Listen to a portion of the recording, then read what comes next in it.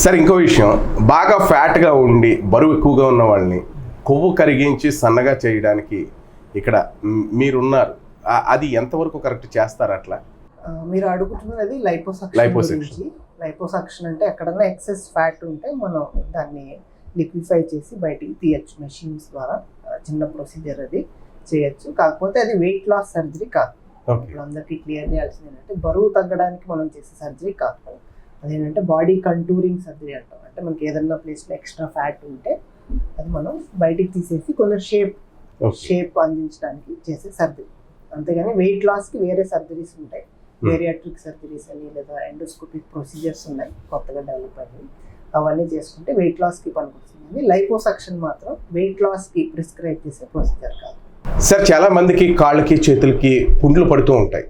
అంటే షుగర్ పేషెంట్లు కానివ్వండి, రిమైనింగ్ ఇంకా మిగిలిన వాళ్ళు ఎవరికైనా కానీ, దాన్ని మీరు ఎలా ప్రివెంట్ చేస్తూ ఉంటారు? దానికి సంబంధించి మీరు ఎట్లా ట్రీట్ చేస్తూ ఉంటారు?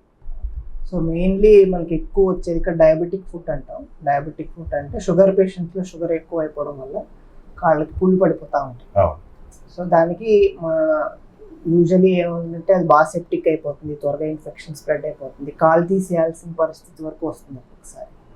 మనం ఇక్కడికి వస్తే వీలైనంత వరకు సేవ్ చేయడానికి ట్రై చేస్తాం. కాకపోతే బెస్ట్ ఏంటంటే ఎప్పుడు ప్రివెంట్ చేసుకోవాలి, పుండు రాకుండా ప్రివెంట్ చేసుకోవాలి.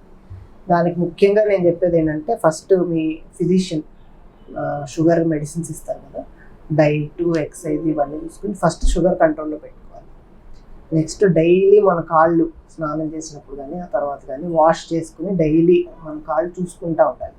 ఏమైనా పుళ్ళు ఉన్నాయా లేదా, ఏమైనా గుచ్చుకుందా లేదా, ఇంకేమైనా రాయి ఏమైనా ఇరుక్కుందా ఏంటి చూసుకుంటూ ఉండాలి. థర్డ్ ఏంటంటే షుగర్ చెప్పులు ఉంటాయి, డయాబెటిక్ ఫుట్వేర్ అంటాం. అవి ఏంటంటే షుగర్ చెప్పులు ఇంట్లో ఇంకా బయట కంపల్సరీ వాడాలి. చెప్పులు లేకుండా నడవకూడదు షుగర్ పేషెంట్స్ అనేవాళ్ళు. ఎందుకంటే వాళ్ళకి షుగర్ వల్ల స్పర్శ తగ్గిపోతూ ఉంటుంది. ఏమైనా ముళ్ళు గుచ్చుకున్నా ఇంకేమైనా గుచ్చుకున్నా ఇంకేమన్నా వాళ్ళకి స్పర్శ తెలియదు. ఆ తెలియకపోవడం వల్ల దాని మీదే నడిచేయడం వల్ల అది గ్రాడ్యువల్గా పుండు పడిపోతూ ఉంటుంది. సో దానికోసం మనం షుగర్ చెప్పులు ఎప్పుడు షుగర్ చెప్పులు వేసుకునే నడవాలి.